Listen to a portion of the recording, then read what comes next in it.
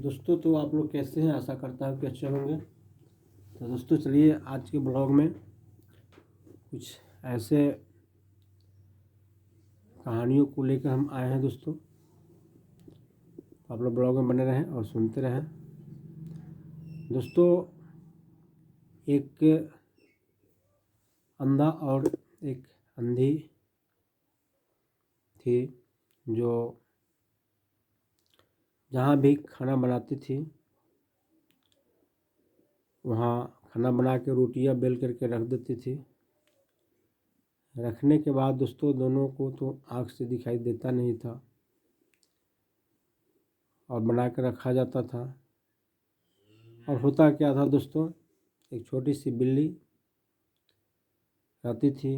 वह क्या होता, सुबह शाम रोटी बनाती और वो बिल्ली आके खा जाती। और दोस्तों इस तरह से करते करते दोनों अंधा आंधी को भूखे सोना पड़ जाता था। कई कई दिन तक भूखे रह जाते थे। धीरे धीरे धीरे धीरे दोस्तों उन लोगों को दिमाग आया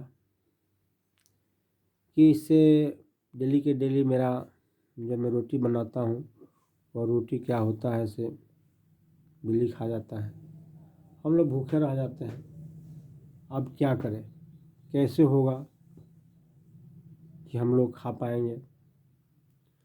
तो दोस्तों आँख नहीं होने से मतलब नहीं है। कुछ लोग ऐसे होते हैं कि आँख नहीं है फिर भी वो अपने दिमाग को लगाते हैं, दौड़ाते हैं। तो उन्होंने अंधी ने कहा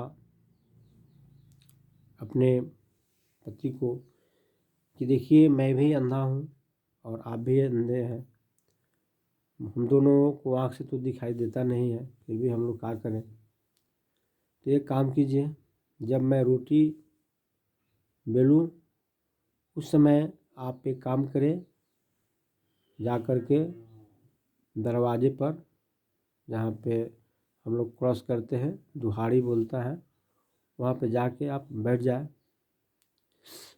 क्या चीज़ लेकर के? एक छिपा लेकर के। छिपा लेके आप बैठ जाइए और वहाँ पर कहा कीजिए कि उसको बजाइए। तो अंधे ने कहा ऐसा करने से क्या होगा, छिपा बजाने से क्या होगा? तो उन्होंने कहा जब मैं रोटी बेलूँगा और बेल के रखूँगा, आप अगर वहाँ पे छिपे बजाएंगे तो छिपे की आवाज़ सुन कर के बिल्लियाँ क्या होगी, भाग जाएगी और हम लोगों का रोटी बच जाएगा और फिर हम लोग खाएंगे और ठीक से रहेंगे। सेम ऐसा ही हुआ। अंधे बेचारे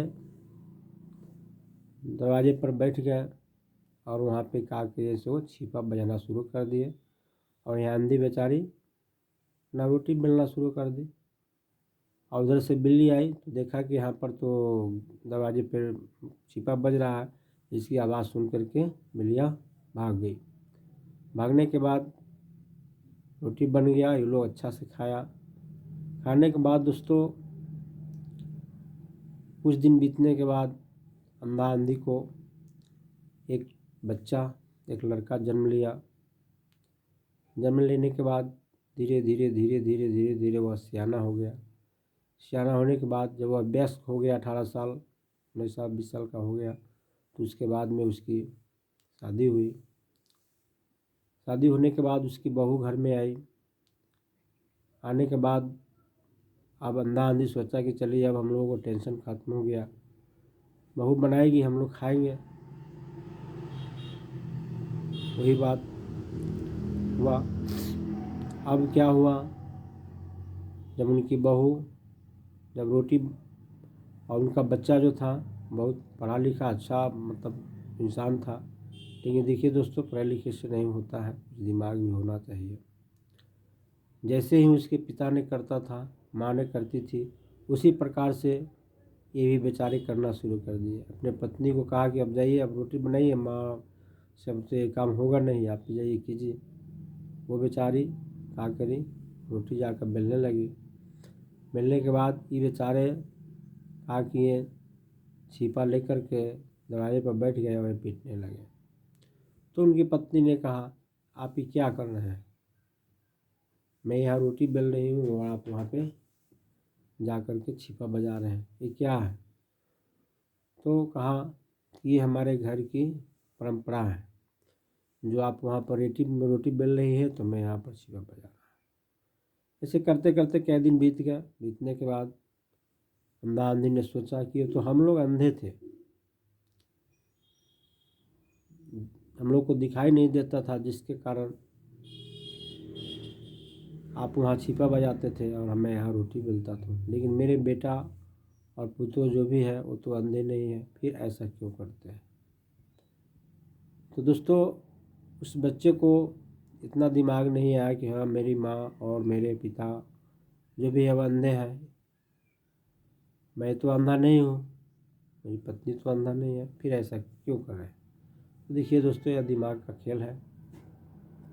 तो दोस्तों, इस वीडियो में इतना ही। अगले वीडियो में फिर मिलते हैं। आज का ब्लॉग यहीं पर समाप्त करते हैं। नमस्कार।